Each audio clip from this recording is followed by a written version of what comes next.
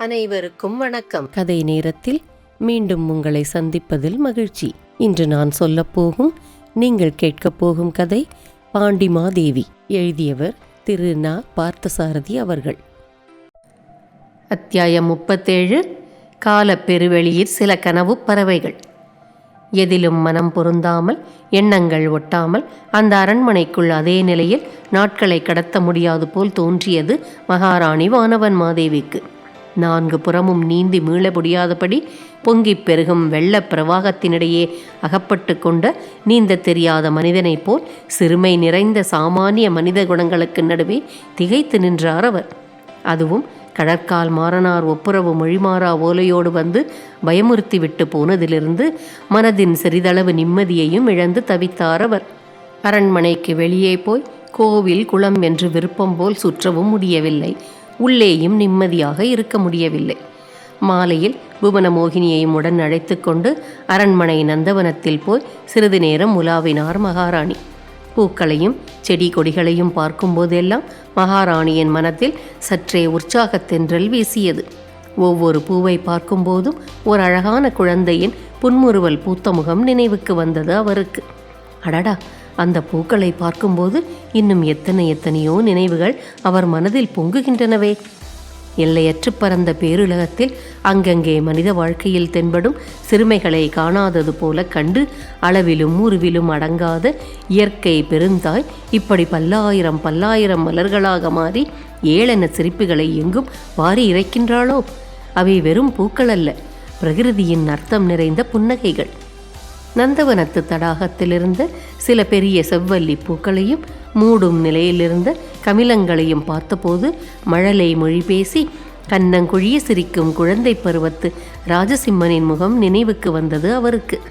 தடாகம் நிறைய மலர்ந்து தெரிந்த அத்தனை மலர்களும் குழந்தை பருவத்து ராஜசிம்மனின் முகங்களாக மாறி சிரிப்பன போல அவருக்கு ஒரு பிரமை ஏற்பட்டது. நெஞ்சத்து உணர்வுகளை கனிச்சாராக பிழிந்து களிப்பூட்டும் அந்த இனிய பிரமையில் தன்னை முற்றிலும் மூழ்க செய்து கொண்டு பூக்களையே பார்த்தவாறு சிறிது நேரம் நின்றார் மகாராணி. புவனமோகினியும் அருகில் நின்றாள். அப்போது ஒரு பணிப்பெண் ஓடி வந்து, தேவி, கோட்டாற்றிலிருந்து அந்த சமண பண்டிதர்கள் தங்களை தேடிக்கொண்டு வந்திருக்கிறார்கள் என்று தெரிவித்தாள். அவர்களையும் இங்கேயே நந்தவனத்துக்கு அழைத்து கொண்டு வா அம்மா என்றார் மகாராணி. பணிப்பெண் போய் அழைத்து கொண்டு வந்தாள். அடிகளே, வாருங்கள். பயிர் வாடுகிற போதெல்லாம் தானாக வந்து பெய்கிற மழை மாதிரி வெளியே சொல்ல முடியாத ஊமை கவலைகளால் நான் துன்பப்பட்டு கொண்டிருக்கிற சமயங்களிலெல்லாம் நீங்கள் காட்சியளித்து எனக்கு நம்பிக்கை அளிக்கிறீர்கள் என்று அவர்களை வரவேற்றார் மகாராணி. துன்பத்தை போக்குவதற்கு நான் யார் தாயே? உலகில் பிறந்து வாழ்வதே பெருந்துன்பம். நடக்கத் தெரிகிறவரை எழுவதும் விழுவதுமாக தள்ளாடும் குழந்தை போல பிறவியை வென்று வீட்டடைய பழகுகிற வகையில் பிறப்பும் வாழ்வும் துன்பங்களே தரும். பிறந்தோர் உருவது பெருகித் துன்பம், பிறவார் உருவது பெரும் பேரின்பம், பற்றின் வருவது முன்னது பின்னது அற்றோர் உருவது என்று புலவர் சீத்தலை சாத்தனார் மணிமேகலை காப்பியத்தில் எவ்வளவு அழகாக இந்த தத்துவத்தை சொல்லியிருக்கிறார் என்று சொல்லிக்கொண்டே உடன் வந்த மற்றொரு துறவியோடு புல்தரையில் உட்கார்ந்தார் கோட்டாற்று பண்டிதர். மகாராணியும் புவனமோகினியும் அதே புல்தரையில் சிறிது தூரம் தள்ளி அடக்க ஒடுக்கமாக அமர்ந்து கொண்டனர். அந்தப்புறத்து கட்டிடங்களுக்குள்ளேயே அடைந்து கிடக்க பொறுக்காமல் நந்தவனத்துக்கு வந்தேன். அடிகளே, நல்ல வேளையாக நீங்களும் வந்தீர்கள்.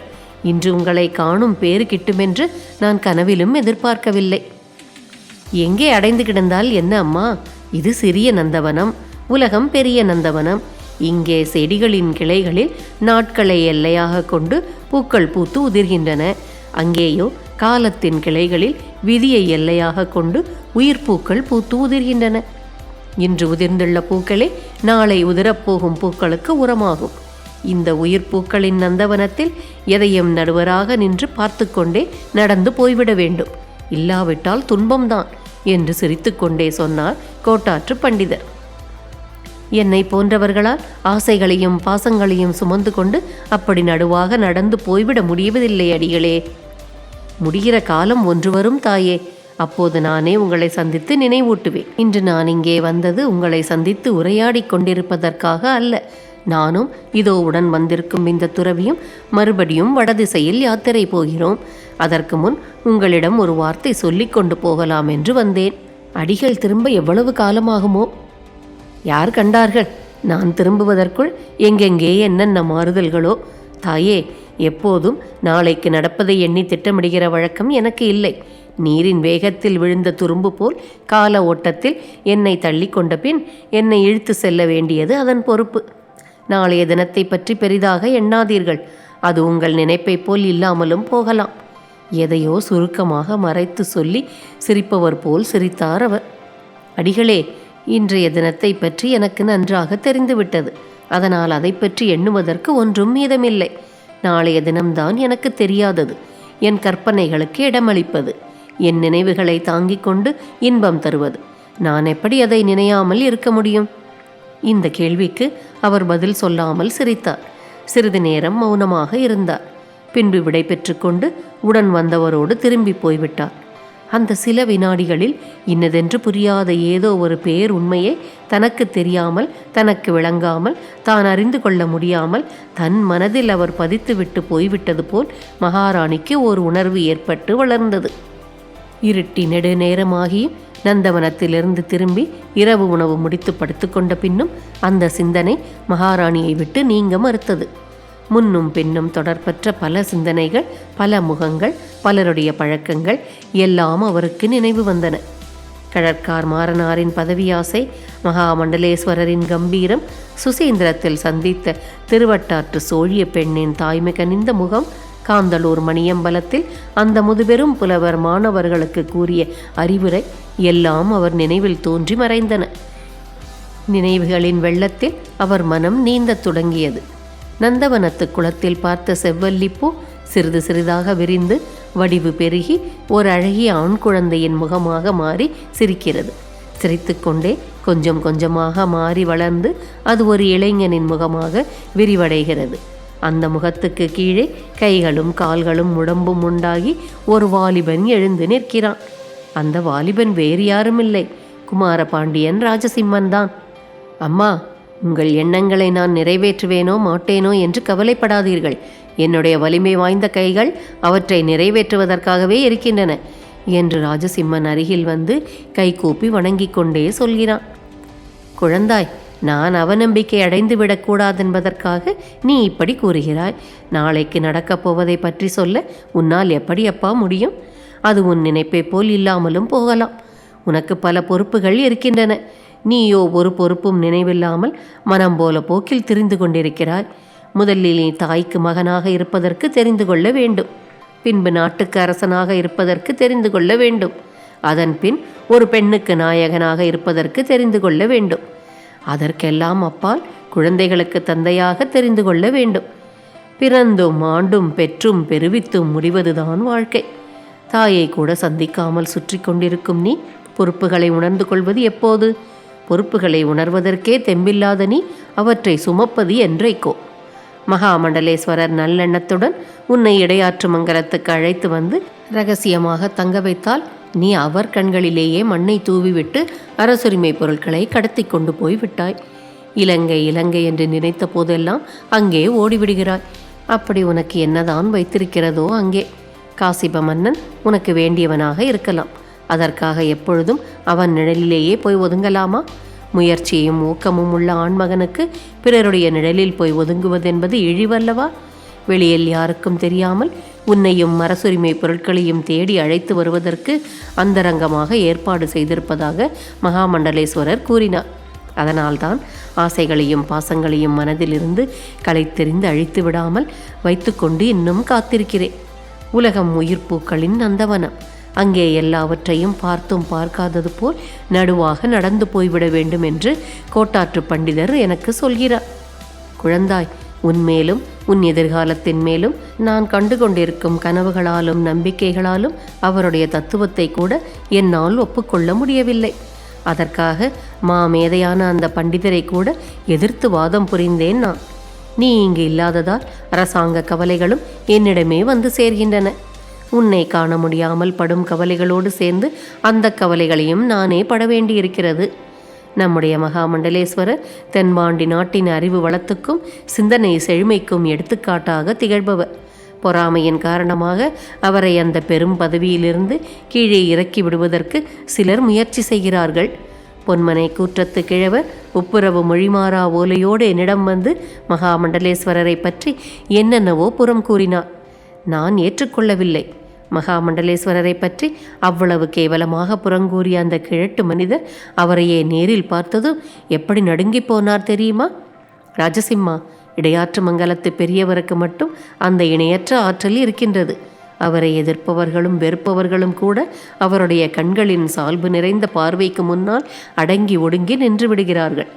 பகைவரையும் பிணிக்கும் பேராற்றல் அந்த பார்வைக்கு இருக்கிறது. தென்பாண்டி நாட்டு அரசியல் தொடர்புடைய எல்லோருக்குமே காரணமற்ற ஒரு வகை அசூயை மகாமண்டலேஸ்வரர் மேல் இருக்கிறது.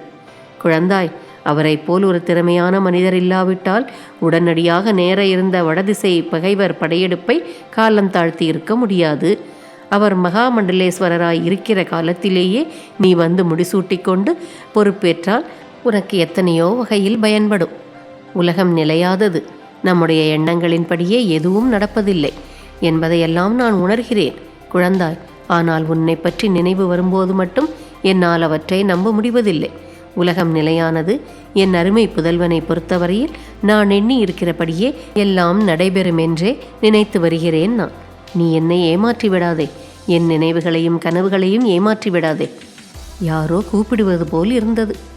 தேவி, இதென்ன? என்னென்னவோ பிதற்றுகிறீர்களே. நீங்களாகவே பேசிக்கொள்கிறீர்களே. உங்களுக்கு ஏதாவது உடல்நலக் குறைவு ஏற்பட்டிருக்கிறதா? ஒருவேளை மாலையில் குளிர்ந்த காற்றுப்படும்படி நந்தவனத்தில் உலாவியது ஒத்துக்கொள்ளவில்லையா என்று கேட்டுக்கொண்டே புவனமோகினி கட்டில் அருகே நின்றாள். மகாராணிக்கு நாணமாக இருந்தது. ராஜசிம்மனிடம் பேச நினைத்தவர்களையெல்லாம் தூக்கத்தில் வாய் சோர்ந்து உளறிவிட்டிருக்கிறோம் என்று அவருக்கு அப்போதுதான் புரிந்தது. புவனமோகினி மகாராணிக்கு துணையாக கட்டிலுக்கு கீழே தரையில் படுத்து கொண்டார். மகாராணிக்கு மறுபடியும் கோட்டாற்று பண்டிதர் கூற்று. நாளைக்கு நடப்பதை பற்றி இன்றைக்கே திட்டமிடாதீர்கள். நாளைய தினம் என்பது இனிமேல் வருவது. நீங்கள் நினைக்கிற மாதிரி இல்லாமலும் போகலாம் அது. மகாராணியின் அறிவு மயமான உள்ளம் இந்த தத்துவத்தை ஒப்புக்கொண்டது. ஆனால் உணர்வு மயமான உள்ளமோ ஒப்புக்கொள்ள மறுத்தது. நாளை என்ற ஒன்று இல்லாவிட்டால் அப்புறம் இந்த உலகத்தில் என்ன இருக்கிறது?